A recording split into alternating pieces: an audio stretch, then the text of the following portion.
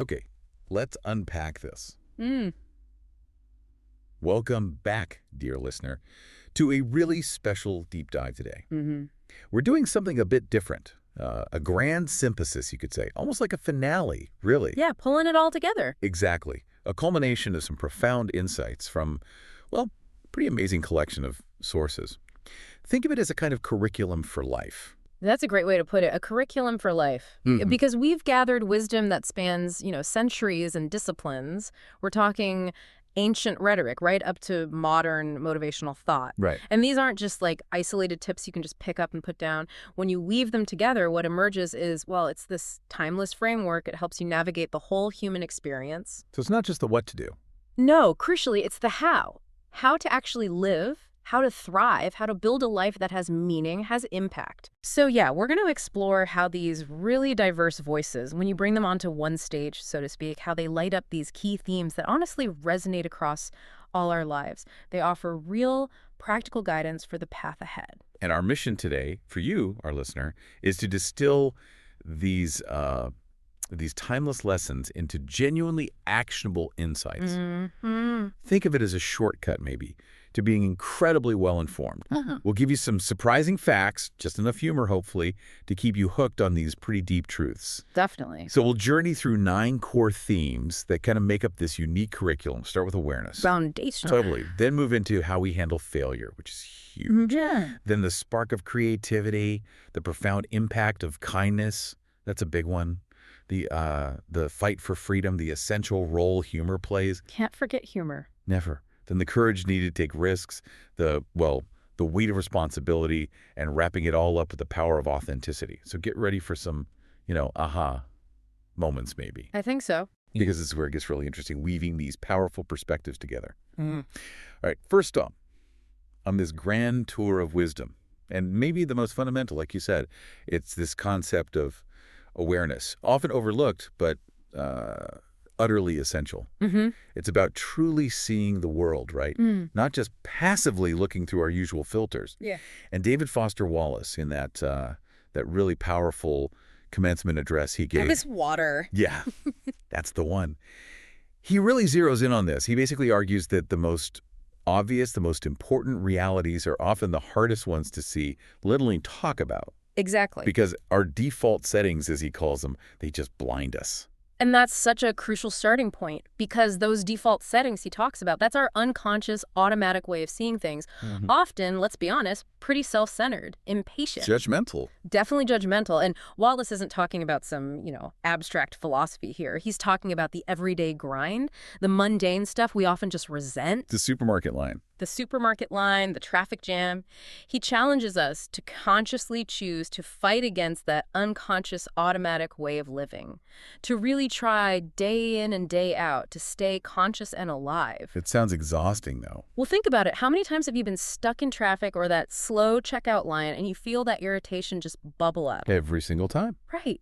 Your default setting, Wallace says, is feeling like you're the center of the universe and everyone else is just an obstacle in your way. Yeah, that sounds familiar. But what if, he asks, what if you chose to consider that the person who just cut you off might be rushing a sick child to the hospital? What if, in that moment, it's actually I who am in his way? Wow. That shift, seeing yourself not as the victim, but maybe, just maybe, as the obstacle for someone else, that's incredibly powerful. That is a profound mental recalibration. It's not just about being nice, is it? It's way deeper. It's actively forcing yourself to consider the likelihood that everyone else in the supermarket's checkout line is just as bored and frustrated as I am. Right. Simple empathy, but actively chosen. But is it really possible to keep that up day in, day out? Or is Wallace setting like an impossibly high bar? Does it mean we constantly feel like we're failing to be conscious? How do you integrate that without just feeling overwhelmed by the burden of constant self-correction? He even says it himself. It's unimaginably hard to do this, to stay conscious and alive. And that's a totally fair challenge. He acknowledges the difficulty precisely because it is hard. It's a constant struggle against our own kind of innate wiring, our default programming. It was a choice, a daily battle. It's a daily choice, yeah, a muscle you have to keep flexing. Yeah. And this active, deliberate awareness, this daily fight against our defaults, It actually ties in really well with what Earl Nightingale talked about. Okay, how so? Well, Nightingale urged this constant awareness of the necessity, the inevitability of change in business, sure, but also just in life. Right, things change. But he wasn't just talking about reacting to external shifts. He pushed us to form the habit of really thinking about, of questioning everything you do, everything you see. Questioning everything. Everything. He used this brilliant example of an empty lot. Some people just see vacant land, right? A blank space, nothing there. Yeah. But another person, someone with that active awareness, sees it not as a vacant lot, but as a beautifully landscaped property sporting a handsome new office building. Ah, okay, seeing the potential. Exactly. That's awareness in action. Perceiving potential, possibility, where others just see emptiness. Actively interrogating the present to imagine a different future. Okay, so if Wallace warns us about those default settings that narrow our view, Nightingale gives us the counter strategy, this deliberate habit of questioning everything. Mm-hmm. It's like Wallace says our mental GPS is stuck on me first, and Nightingale hands us a map update telling us to consciously recalibrate, look around, see the wider landscape of what could be. That's a great analogy. So how do we actively combine those? Is it about finding the potential in the person who cut us off?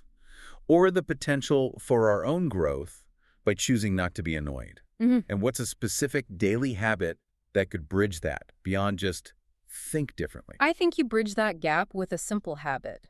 Pause and ask why. Pause and ask why. Okay. When you feel that surge of irritation in traffic, just pause for a second. Ask, why am I reacting this way? Yeah. What might be the other person's why? It might be nothing, or it might be something huge you don't know. Right. And when you see something ordinary, pause. Ask, why is it this way? What else could it be? What potential is hidden here? It turns passive observation into active engagement. So it's moving beyond just being self-centered. Absolutely. Moving beyond our innate self-centeredness. It's a constant battle, like Wallace said, against that default assumption that we're the center of the universe. It forces us to truly see the world and the people in it, not just as obstacles or background characters in our own movie. But as individuals with their own complex realities, their own potentials. Exactly. It's an ongoing commitment to a richer, more empathetic understanding of life. Okay, so cultivating awareness means deliberately challenging our assumptions, interrogating those automatic thoughts, actively choosing our perspective, resisting the easy, unconscious way That's it. to truly see the world and its inhabitants. It feels like the absolute first step in designing a life where you're actually present and engaged. And being present and engaged means you're going to encounter setbacks, things that won't always go to plan. Oh, definitely not. Which brings us perfectly to our next theme, failure. Because true awareness means also seeing our setbacks clearly, not as dead ends, but maybe as crucial signposts on the journey. Yeah, unexpected detours. Exactly. And here, we're really challenged to completely rethink what failure even means. Tony Robbins puts it so powerfully. He says, there are no failures, only results. Boom. And this is where it gets really interesting, because it just flips the script entirely on how we approach things not working out. It's a complete paradigm shift, isn't it? Robbins explains that an unsuccessful attempt, something that didn't work, it's not a dead end. It's just feedback. Feedback. Feedback that informs new strategies and actions. Think about that guy, W. Mitchell. Incredible story. Survived a horrific motorcycle accident, then a plane crash. Oh. Left him badly disfigured, paralyzed from the waist down, huge life challenges. But instead of just giving in to despair, he interpreted his struggles positively. He talked to himself with encouraging beliefs, focusing on what he could still do. Incredible resilience. He literally became this living example of the idea that struggles aren't insurmountable failures. They're catalysts for transformation. It's not just, think positive. It's about taking active control of your life by choosing how you label your experiences. A label matters. Hugely. If you label an outcome a failure, what do you usually do? You stop. Yeah. You feel defeated. You might give up. Exactly. But if you label it a result or feedback, you immediately shift gears. You go into analysis mode. Adaptation mode. Okay, that didn't work. What did I learn? What's next? That makes so much practical sense. The language we use, how we talk about our experiences, it profoundly shapes our emotional response, our strategic response. Absolutely. Shifting from failure to results turns that perceived dead end into just data, a data point, empowers you to adapt, to grow. Right. The focus shifts to embracing adaptability as just essential for success. seeing setbacks not as definitive ends, but as crucial information for the next attempt. Mm-hmm. It's about, well, not just surviving change, but thriving through it. Mm-hmm. But I wonder, though, in practice, how do we stop that from becoming a kind of like intellectual bypassing? When do we actually need to feel the sting of a failure to really learn the lesson instead of just slapping a feedback label on it and moving on maybe too quickly? That's a really important distinction. It's not about denying the sting or the discomfort or the disappointment. That's real. Right, it hurts sometimes. Of course. It's about not defining yourself by that sting, not letting it become a permanent barrier or reason to quit. The sting itself is part of the feedback. It tells you something didn't work as planned. Maybe there's an emotional piece you need to address. Okay. The reframing allows you to process that sting, extract the lesson, and then pivot strategically without letting it shut you down completely. It builds resilience. Right, resilience. Okay. Now, let's connect this to someone like Zig Ziglar, because on the surface, he might sound a bit different. Ziglar famously said, "Show me a good loser, and I'll show you a loser." Yeah, that sounds harsher. It does. He emphasized the will, determination, and desire to win. He also argued, pretty compellingly, that the price of success is much lower than the price of failure, meaning the cost of not trying or giving up is often far greater.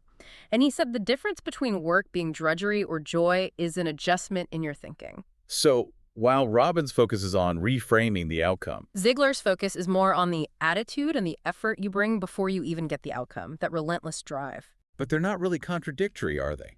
When you think about it. Not at all. I think they complement each other perfectly. If you have that will, determination, and desire to win that Ziglar talks about, that fierce drive, then when you encounter a result that isn't what you wanted, using Robbins' term, Right. you don't just quit. You use it as feedback, like Robbins advises, to fuel that determination even more. The sting of the setback, in Ziglar's world, might actually be the fuel for that renewed determination. Exactly. It sharpens the focus. So we don't have to be good losers or bad winners. We can be good winners who learn rigorously from every single experience, driven by that desire to succeed even more strongly next time. Precisely. So for our curriculum here, the lesson is crystal clear. True learning doesn't come from avoiding mistakes. It comes from a conscious decision to reframe them, to squeeze every possible lesson out of them. And maintain that fierce will to keep going. Yes. Understanding that the only true loss is the lesson you didn't learn. It's about approaching every challenge, thinking, okay, there's a lesson here, there's a next step, there's a way forward if I choose to see it. It's transforming obstacles into actual opportunities for growth. That's the essence of it. Okay, so from reframing failure, let's take a leap into the boundless realm of creativity. And here, Earl Nightingale again gives us this just astonishing, almost exhilarating perspective. It really does. He calls the human brain a priceless resource and its highest function, nothing less than creative thinking. Yeah. He truly believes it's a gold mine between your ears, given freely at birth, capable of producing, everything from Shakespeare's plays to bridging the San Francisco Bay. That's just a powerful invitation to consider our own potential, isn't it? It really is. And he's so right. Nightingale asserts this fundamental truth. Nothing has yet been done perfectly. I love And it. everything in the world remains to be done or done over. Now, that's not a criticism of the past. It's an absolutely exhilarating invitation. Yeah, it opens everything up. It offers immense scope for creative thought, for continuous improvement in every single domain you can imagine.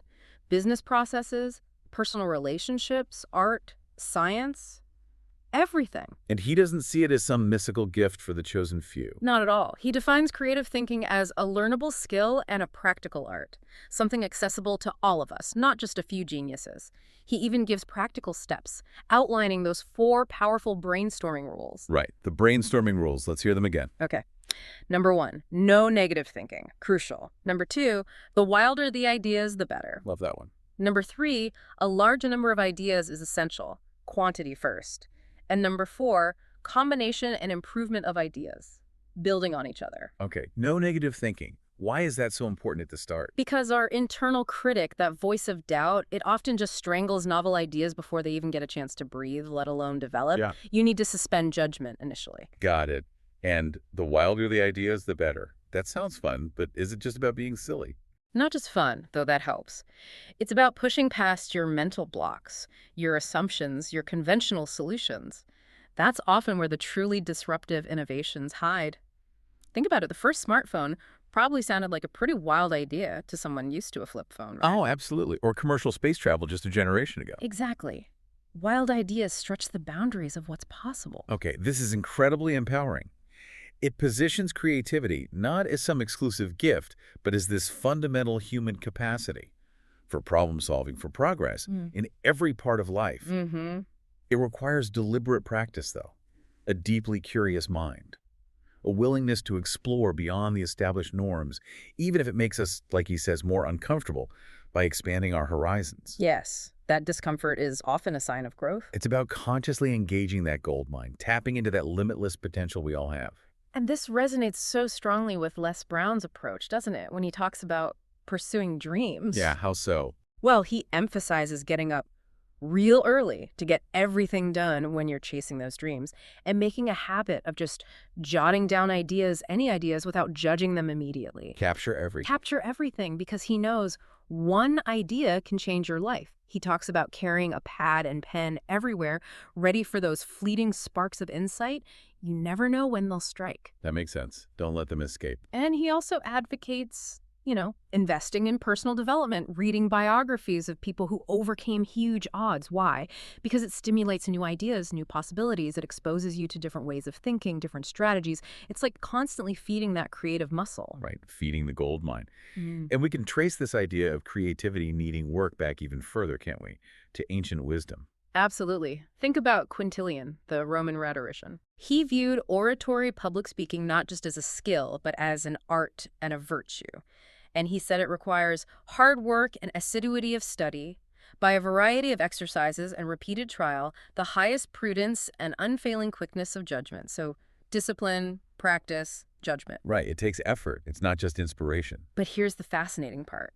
He also recognized that rules are helpful all the same, so long as they indicate the direct road and do not restrict us absolutely to the ruts made by others. Not restrict us absolutely to the ruts made by others. That's pure creative license, isn't it? Exactly. Know the rules, understand the structure, the craft, but then be willing, be courageous enough to step off the beaten path, to find new ways, new expressions, new methods to persuade or inspire. It's that perfect balance between discipline and innovation. Okay, so we've got the permission to be wild from Nightingale, the discipline and idea capture from Brown, and this idea of structured rebellion, knowing the rules to break them effectively, from Quintilian. That sums it up beautifully. So what this really tells us isn't just think creatively, it's that creativity is this muscular act. It requires both imagination and will. Yes. It's the courage to see a bridge where everyone else sees an uncrossable chasm, and then the discipline to actually figure out how to build it, test it, refine it. Beautifully put. Our innate creative capacity is truly our most valuable asset. It's always there, available for innovation, for improvement. It thrives on curiosity, on persistent effort, and that willingness to explore beyond what's comfortable or established. Leading to new horizons, new solutions. It's about unlocking that internal gold mine and letting your imagination, guided by purpose and maybe a little bit of wildness, lead the way. All right, after exploring the depths of our creative minds, let's shift to something just as fundamental to our humanity, something that really underpins all meaningful connection: kindness. Yes, kindness. And Kurt Vonnegut, with his, characteristic bluntness but also profound insight, he gives us maybe the most direct, simple instruction imaginable. God damn it, you gotta be kind. Yeah, only Vonnegut could put it quite like that. Right. But he genuinely believed this was the core of human decency, especially in a world that often feels, well, indifferent or even hostile. He really did. He articulated this profound belief, stating, being merciful is the only good idea we have had so far. Wow. The only good idea. That's what he said. He spoke about being just enchanted by the Sermon on the Mount, and he even expressed this sort of wry hope that maybe someday humanity might stumble upon a second good idea. Classic Vonnegut. But for him, this wasn't just a casual thought. He saw kindness, mercy as this underlying lesson in literally all of his work. So he wasn't just saying be nice. He was arguing that kindness is the absolute bedrock, the only truly solid idea we've come up with for getting along as a species. It's about actively choosing to push back against the cold shoulder, against cruelty, Exactly. It positions kindness not as some superficial virtue or a sign of weakness, but as the fundamental ethical principle for human interaction, for societal harmony. It's a proactive choice against indifference, a conscious effort to make the world a little more bearable for everyone in it. It's powerful how he distills it down to such an essential truth, especially coming from someone like him who saw so much human folly and brutality firsthand in the war. Right. It gives it immense weight. And this idea, this genuine consideration for others, it's echoed so strongly in Dale Carnegie's work too, isn't it? In his timeless principles for how to win friends and influence people. Oh, absolutely. Carnegie's advice, which sometimes gets misinterpreted as manipulation. Right, people think it's just about techniques. But it's not. Not really. At its core, it's rooted in genuine interest in other people. He tells that amazing story about Abraham Lincoln. Apparently, Lincoln wrote this scathing, insulting letter early in his career, but then regretted it deeply before sending it. Yeah. And Carnegie... Never again did he write an insulting letter. Never again did he ridicule anyone. And from that time on, he almost never criticized anybody for anything. He adopted that attitude of malice toward none with charity for all. That's a profound transformation. Yeah.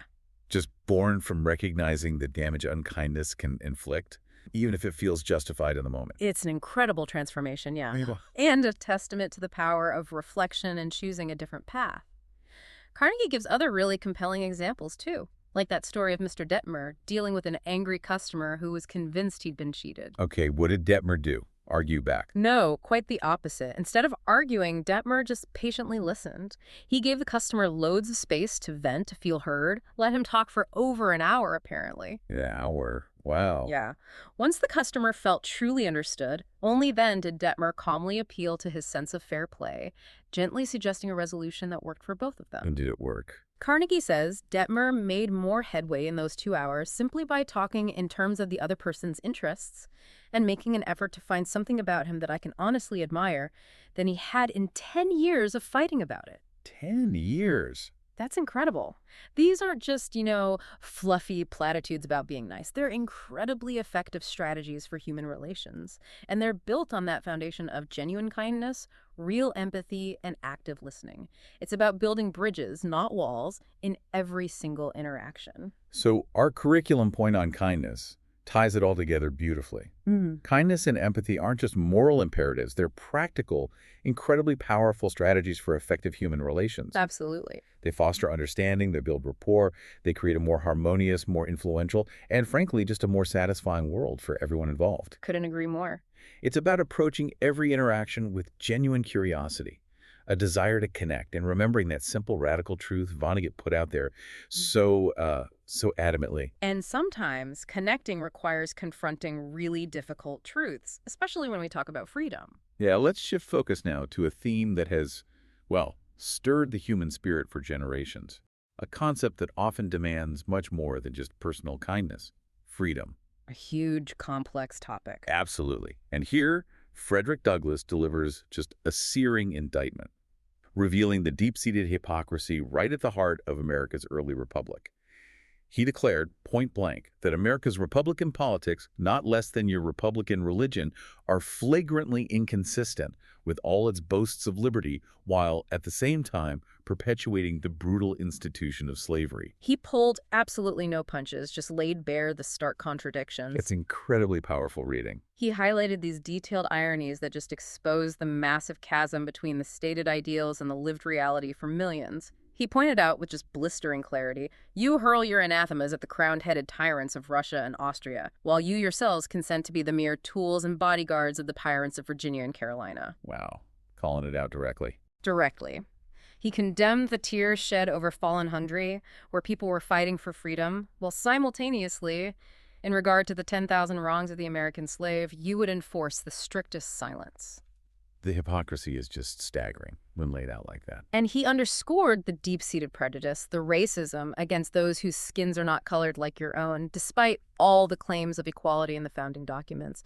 This isn't just, historical rhetoric. It's a profound moral challenge, a call to constantly examine the gap between what we say we believe and how we actually live, individually and collectively. Yeah. Douglass forces us to confront that uncomfortable truth. Freedom, when it's applied selectively, when it's denied to some based on race or any other arbitrary factor, it becomes a mockery for everyone. It's such a stark reminder that freedom isn't just some abstract ideal floating around. It's a lived reality. And when that reality is denied to some, the ideal itself is compromised for all of us. And True freedom, it seems, demands confronting those uncomfortable truths, challenging systemic injustices, dismantling oppressive structures, even when they're deeply ingrained in society. And that takes immense moral courage, doesn't it? To call out hypocrisy, especially when it's baked into the system or supported by powerful institutions. Absolutely. And this flows so naturally into Martin Luther King Jr.'s work decades later, doesn't it? His I Have a Dream speech. It still resonates with Douglas's critique, but also offers that powerful vision for the future. It really does. King's speech is deeply rooted in that American creed, all men are created equal. But it's a demand for the realization of that promise, not just the words on paper. The fulfillment of the promise. Yes, he envisioned a nation where, famously, the sons of former slaves and the sons of former slave owners will be able to sit down together at the table of brotherhood.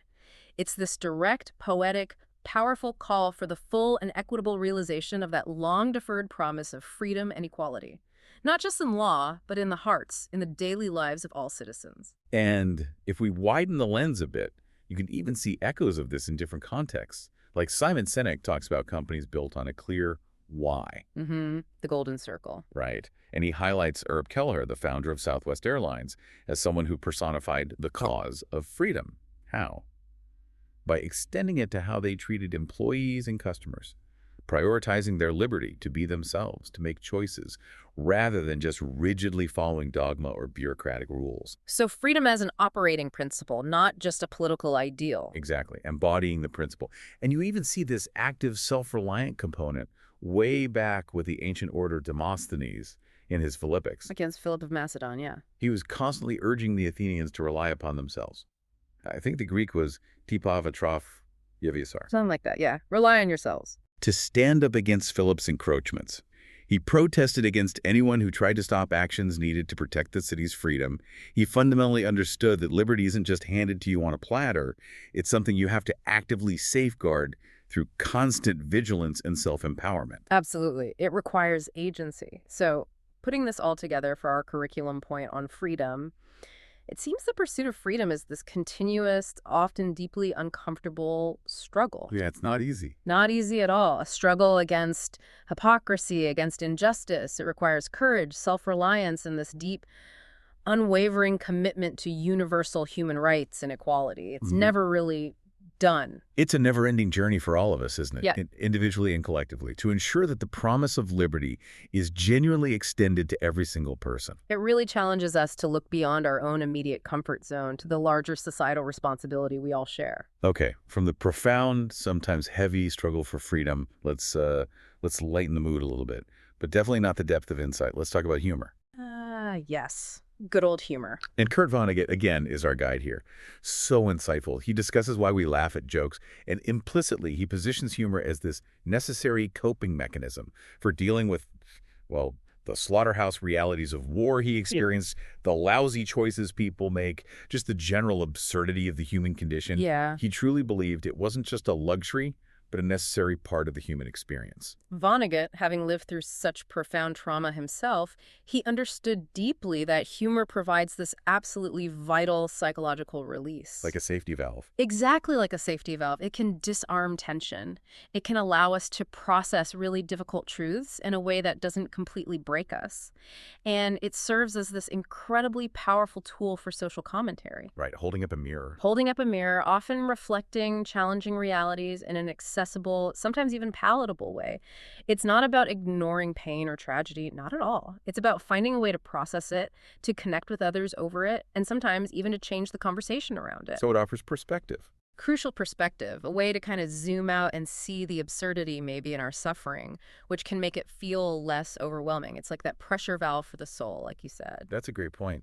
And thinking about communication, Dale Carnegie also touched on this, didn't he? He recognized that becoming a more entertaining conversationalist is actually a key way to increase your influence to get things done. He implicitly recognized the role that humor and just engaging storytelling, plays in building rapport, making your ideas more memorable, more palatable. Makes people listen. Yeah. Vonnegut's point about humor as a coping mechanism really hits home for me. I remember this one time, years ago, I completely bombed this presentation I was giving. Just awful. Oh no, been there. Right? And the only thing that saved the situation, honestly, was making this really self-deprecating joke right in the middle of the train wreck. Ah, the saving grace of self-deprecation. Totally. It completely disarmed everyone in the room, including myself, frankly. Yeah. And we could actually move on with a much lighter atmosphere. Right. It wasn't about winning an argument at that point. It was about winning back the room, winning hearts maybe. That's a perfect example of humor in action, diffusing the tension, creating connection. And, even the ancient rhetoricians knew this. Quintilian again. He keeps popping up. He does. He explicitly advised that an opportune display of wit will often restore their flagging spirits in an audience. It can alleviate their boredom by the introduction of entertaining matter. So keep the audience awake and engaged. Exactly. But he also acknowledged quite shrewdly that many speakers try to lead people into laughter, sometimes simply to make them receptive and open to ideas. Okay, makes sense. But sometimes, he noted, it was used to make them inattentive to a weak argument. A kind of clever misdirection. Ah, the darker side of humor and rhetoric. Exactly. It shows the dual power of humor. Its capacity to engage, to enlighten, to connect, but also potentially to deflect or obscure. It's a versatile tool. So the curriculum point on humor then is that in its various forms, it offers this vital perspective. It allows us to navigate life's difficulties, to challenge norms, maybe even ourselves, and definitely to build rapport. It's an art, really. It can disarm, enlighten, entertain, proving its enduring value in both communication and just coping with being human. Well said. It teaches us not to take ourselves or life's absurdities too seriously all the time. And to find that common ground through shared laughter. It's a powerful social lubricant and a personal psychological shield, all rolled into one. And sometimes you need that shield when you're contemplating taking a risk. Yes. Okay, next up, we confront the exhilarating but often frankly terrifying prospect of risk. This is where dreams are either realized or maybe deferred indefinitely, where growth happens or stagnation sets in. High stakes. Totally. And Les Brown shares this deeply personal, incredibly motivating story about his mother. He calls her one of those no matter what people. I love that phrase, no matter what people. Me too. He says she was willing to take a risk so that she could grow in her life. And this idea that growth is inherently linked to venturing beyond our comfort zones, it feels absolutely central to any real curriculum for life. Oh, completely. Brown's mother, an amazing single parent raising multiple kids, she was this ferocious protector, a provider. And she just understood that sometimes you have to stretch outside her comfort zone to make things happen for your family. Yeah. She worked tirelessly, took on extra jobs, made sacrifices that involved significant personal risk, financial, emotional, all to try and provide a better life for her kids. Her life was just this testament to taking risks for a greater purpose, for love. What an inspiration. Truly. And Les Brown's own journey, right? Overcoming being labeled mentally retarded in school to become this world-renowned motivational speaker. That whole transformation was sparked by a vision, yes, but also by the sheer courage to take a leap of faith. He talks about that teacher who pushed him. Exactly. A mentor pushing him, forcing him to expand your consciousness and to strive and achieve.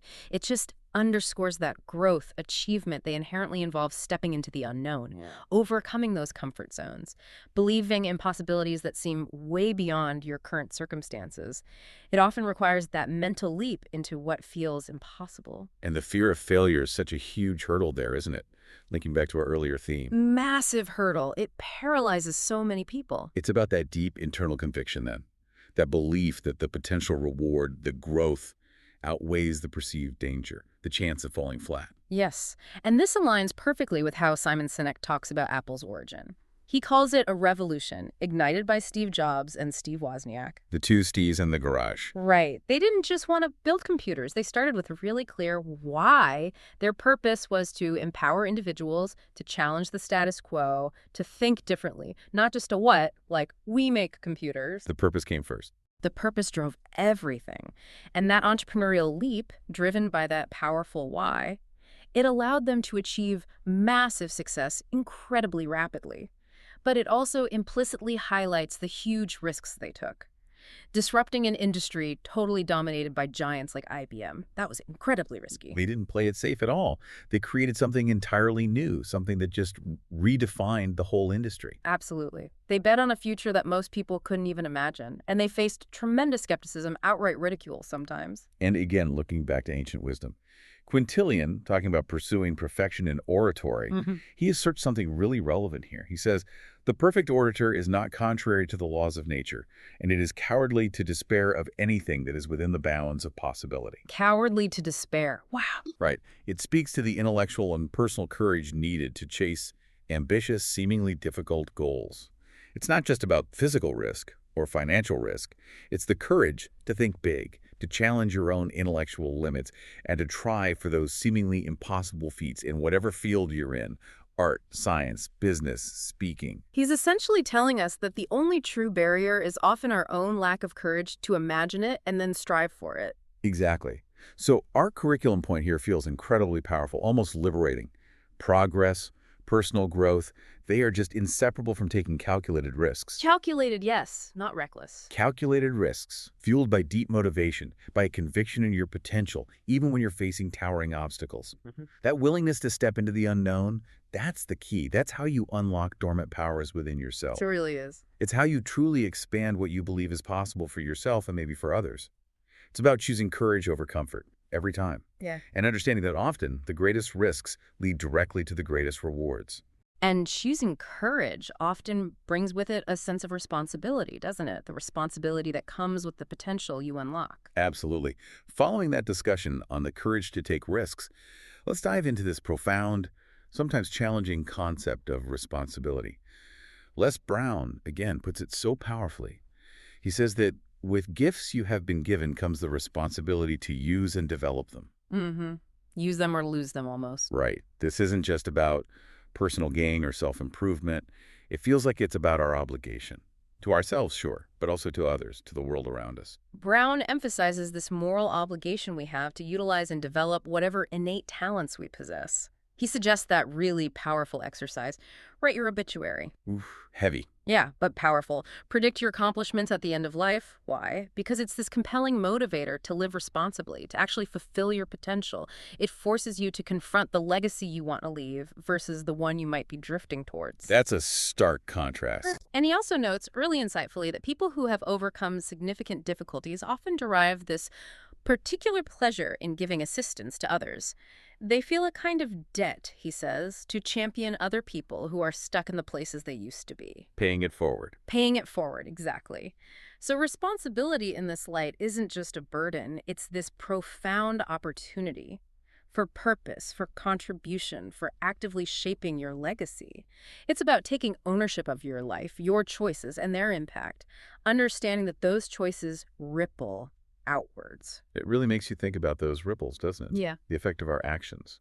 Or maybe even more critically, our inactions. Oh, inaction carries huge responsibility, too. Totally. Think about Frederick Douglass again, his scathing critique of the awful responsibility held by religious institutions, by political parties that failed to use their immense powers against slavery and slaveholding. That just powerfully illustrates the massive societal consequences when people or institutions shirk their collective and individual responsibility. When those with the power, the capacity to effect change, just look the other way or actively uphold the status quo, the cost isn't just personal. It's immeasurable in terms of human suffering, injustice. It's such a heavy reminder that our gifts, our positions of influence, whatever they might be, they come with this moral imperative to actually act. And this is precisely why Tony Robbins' belief is so crucial here. Acknowledging we are responsible for our experiences allows us to take control of our lives. Shifting from victim to agent. Exactly. Instead of being victims of circumstance, blaming everything else, we become empowered agents of change. We shift from blame to proactive solutions. It's about recognizing your agency, the power you hold, however small or large, to influence your path and potentially the path of others. And you see this in leadership too, right? Simon Sinek's discussion. Yes. Sinek on leadership. He says leaders must protect the long-term interest of the organization as a whole, even if that means making tough calls that aren't universally popular in the short term. Like the Southwest Airlines example. Exactly. Prioritizing their employees' well-being over demanding customers who were abusing the staff, that's a core responsibility to your team, upholding the company's values, not just chasing every last dollar from a toxic source.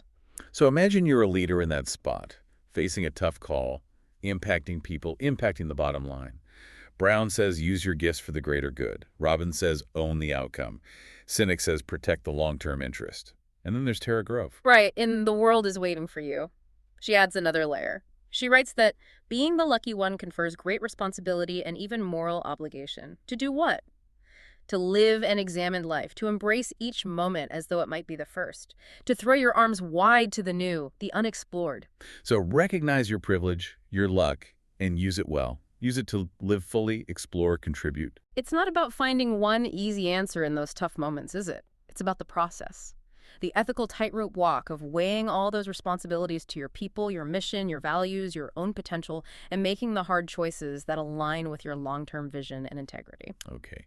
So, for our curriculum point, we're all endowed with unique gifts, unique circumstances, unique power to shape our lives and impact the world. Yes. And this comes with a profound responsibility to act with integrity, to contribute to the greater good, however we define that, and to consciously steer our own destiny, always recognizing the ripple effect of our choices.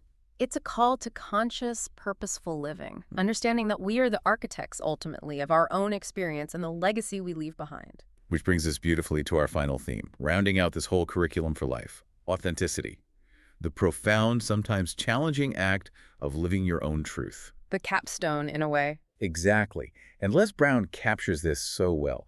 He asks us to recognize that you only get what you are. Think about that. You only get what you are. He asserts you have to be confident that you deserve something before you can truly dedicate yourself to getting it. That belief piece is critical. Totally. Yeah. And then he asks that fundamental, deeply introspective question. So, what type of person do you want to become? This is where all the other lessons we've talked about, awareness, creativity, responsibility, they all kind of coalesce. Brown urges us to actively decide who you want to be, to define the new you, as he puts it, and then importantly, to regularly check your progress against that vision. Am I living as that person? Am I making choices aligned with who I want to become? Right. It's an ongoing process. And he stresses the absolute paramount importance of fostering self-belief. How? By actively turning down the volume on that negative self-talk. You know, that internal critic that's always whispering doubts and fears. Yeah, know it well. And turning up the volume on positive talk. Deliberately affirming your capabilities, your worthiness, thereby increasing your sense that you deserve your dream. You have to feel worthy of it. Because our level of belief, our core identity, it inevitably shows up in what we do, in the actions we take or don't take, and the results we ultimately get. So authenticity, in this view, it's this internal state of self-belief, alignment with your true desires, your values, and it's actively cultivated through conscious thought and consistent action. So it's not just be yourself in a passive way.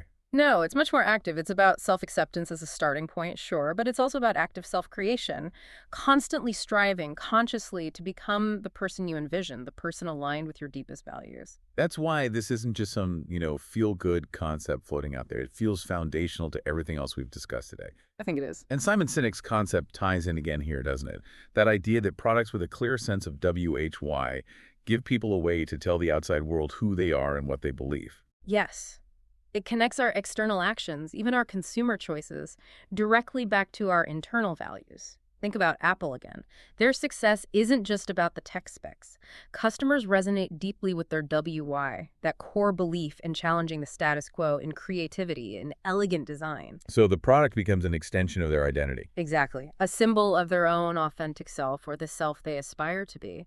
It's about finding that resonance, that alignment, both personally in who we are and externally in what we choose to associate ourselves with. And Tony Robbins really drives this home, too, when he emphasizes that the only way to create lasting change in an individual, his example was shifting from drug addict to health met, Right. is to fundamentally change their core conviction about their identity. It requires maintaining the integrity of our convictions of who we are. You have to believe deep down, I am a healthy person, not just, I am trying to act like one. That self-concept is absolutely everything. If you don't believe you are that person you want to be, the behavioral changes just won't stick long term. It's like trying to run software on incompatible hardware. Great analogy. And even the ancients touched on this, right? Cicero via Quintilian. Yes, Quintilian discussing the ideal orator, he talks about Cicero's aim for a true statesman, someone whose life is wedded to the knowledge of things human and divine, reflecting this integrated, authentic self, a wholeness. Not just putting on a performance. No. And Cicero himself spoke of natural and unaffected eloquence. He contrasted it with meretricious finery, basically, cheap, flashy decorations, suggesting that true power, true influence and communication comes from an authentic core, from speaking your genuine truth, not from putting on airs or trying to be someone you're not. Okay, so our final curriculum point feels truly encompassing then. It weaves together all the threads we've pulled today. Authenticity. It's the lifelong journey of aligning our inner convictions, our why, with our outward actions, our what and how. A journey, not a destination. Definitely a journey. And it requires that deep self-awareness we started with, unwavering self-belief, the courage to take risks, the responsibility for our choices, and ultimately the courage to express our true WHY in the world. Beautiful. This shapes not just what we achieve, but fundamentally who we become. It's the ultimate integration of self and purpose, leading to a life lived with real integrity, real meaning, and hopefully profound impact. Wow. Okay, that was truly a journey, exploring the profound depths of the human experience through these just incredible sources. We've gone from ancient wisdom to modern insights, from the quiet pleas for awareness right through to the fierce will of authenticity. What does this all mean as we try to wrap up this curriculum for life for you, our listener? My dear listener, you've just embarked on, well, a pretty profound curriculum for life. It's not bound by rigid textbooks or exams, thank goodness. Right. But it is bound by the living wisdom of these diverse voices, ancient and modern. So as you step forward from here, maybe just remember these interwoven lessons. Think of them as a kind of compass for your ongoing journey. First, remember David Foster Wallace's quiet, urgent plea. Stay awake. Choose how you see the world. It's a daily practice, isn't it? A conscious effort to look beyond the surface, to try and extend empathy, even when it feels inconvenient or annoying. And question everything, like Earl Nightingale encouraged. Allow your consciousness to expand beyond those default settings. Actively seek the potential hiding in every corner of your life. Then failure. Embrace those setbacks, just like Tony Robbins urges us. See them as results, not definitive ends. Let every stumble be a data point, feedback to refine your path forward. And like Zig Ziglar reminds us, cultivate that fierce will to win, to persist, because the cost of inaction, of giving up, often far outweighs the price of effort. Remember, the lesson is in the learning, not just in the falling. Transform every challenge into a stepping stone. Next, creativity. Tap into that gold mine between your ears that Earl Nightingale described so vividly. Understand that nothing is perfectly finished. Everything can be improved, reimagined. Be like Les Brown, jot down those ideas without judgment, knowing that one spark, one idea, really can ignite a revolution in your life or work. Your unique perspective, as Quintilian showed us about true oratory, it's an art that needs cultivation. Let it flow, seek new channels, balance that discipline with bold exploration. And kindness. Oh, kindness. Carry Kurt Vonnegut's simple, profound rule always. God damn it, you've got to be kind. Let compassion guide your interactions. Dale Carnegie taught us the incredible power of genuine interest, of truly seeing and valuing other people. In a world that can often feel harsh or indifferent, your kindness is a radical act. It's the foundation for all meaningful connection and effective human relations. Freedom. Heed the passionate calls of Frederick Douglass and Martin Luther King Jr. for true liberty and justice for all. Understand that freedom isn't just granted. It's perpetually fought for. It's a collective responsibility we all share. Demosthenes showed us centuries ago that relying on ourselves, standing up for what's right, is paramount. It's a constant self-empowerment, demanding vigilance and the courage to challenge hypocrisy wherever we see it. Humor. Find solace and strength in humor, just like Vonnegut did. Use wit not just to entertain, but to disarm, to connect, to gain perspective when you're facing life's absurdities and challenges. Laughter can be a bridge, a balm, a powerful tool for clarity. It helps you navigate difficulties with grace and resilience. Don't underestimate it. Risk. Be a no matter what person, like Les Brown's mother. Step out of your comfort zone. Take the calculated risks that growth demands. Because, as Quintilian wisely observed, it is cowardly to despair of anything that is within the bounds of possibility. Your dreams, your greatest growth, they often lie just beyond that comfort zone, waiting for your courageous leap. Responsibility. Recognize the immense responsibility to use and develop your unique gifts, as Les Brown highlighted. You are the architect of your experiences, as Tony Robbins asserts. Your choices, your contributions, they weave the fabric of your legacy. They impact the world around you in ways you might not even realize. This privilege of choice, of agency, it comes with a sacred duty to act with integrity and contribute to the greater good. And finally, authenticity. Live your authentic truth. Define that new you, as Les Brown suggests. Let your WY, your core purpose, resonate clearly in everything you do. Make your actions a symbol of your deepest beliefs, as Simon Sinek explains. This integrity, this alignment of self, it's the bedrock of a life well lived. It echoes the natural eloquence of truth itself, guiding you towards a purpose-driven existence. So this is your curriculum. It's not a destination you arrive at. It's a lifelong journey of self-discovery, contribution, and courage. The world is waiting, not just for what you do, but for who you become. Go forth, be well-informed, and live deeply. That's a truly powerful sentiment to close on. Thank you so much for joining us on this deep dive into the world's wisdom, synthesized just for you. We really hope these insights serve as a potent compass for your own unique curriculum for life. So, as you go about your week, here's a thought. What one lesson from today's deep dive will you intentionally practice this week to start building or maybe strengthening your curriculum for life?